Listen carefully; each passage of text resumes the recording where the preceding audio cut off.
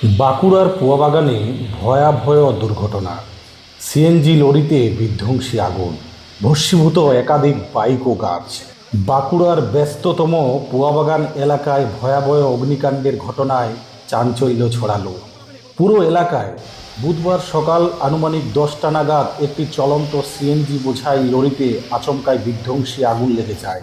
মুহূর্তের মধ্যে আগুনের গ্রাস ছড়িয়ে পড়ে আশেপাশের এলাকায়, যার ফলে ভীতি ও আতঙ্কের পরিবেশ তৈরি হয়।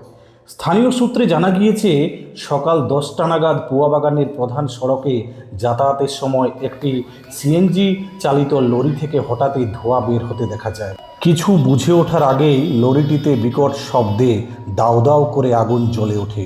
মুহূর্তের মধ্যে ধোঁয়ার কালো মেঘে ঢেকে যায় চারপাশ। আগুন এতটাই ভয়াবহ রূপ নেয় যে রাস্তার পাশে ফুটপাতে পার্ক করে রাখা একাধিক মোটর বাইক আগুন ধরে যায় এবং দেখতে দেখতে কয়েকটি বাইক পুরোপুরি ভস্মীভূত হয়ে যায়।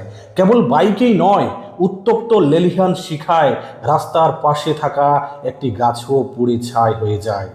প্রত্যক্ষদর্শীদের মতে, সকালবেলা হঠাৎ একটা বিকট শব্দের পর দেখা যায় লরিটাতে আগুন লেগে গেছে।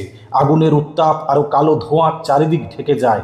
ফুটপাতে দাঁড়িয়ে থাকা বাইকগুলো হু হু করে জ্বলতে শুরু করে।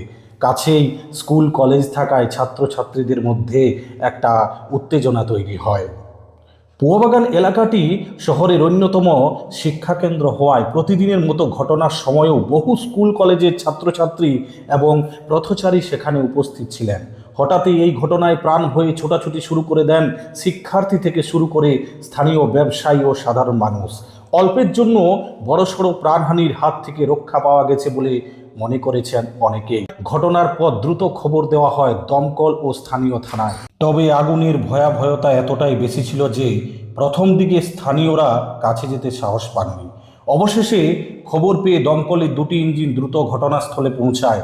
প্রায় ঘণ্টাখানেকের আপ্রাণ চেষ্টায় দমকল কর্মীরা লরি ও আশেপাশের আগুন নিয়ন্ত্রণে আনতে সক্ষম হন।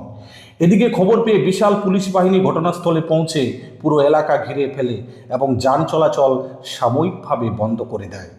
সিএনজি লরিটিতে আগুন কিভাবে লাগলো, যান্ত্রিক ত্রুটি নাকি অন্য কোনো কারণ রয়েছে, তা খতিয়ে দেখছে পুলিশ ও ফায়ার ব্রিগেডের তদন্তকারী দল। অগ্নিকাণ্ডের ফলে কী পরিমাণ আর্থিক ক্ষতি হয়েছে তাও খতিয়ে দেখা হচ্ছে।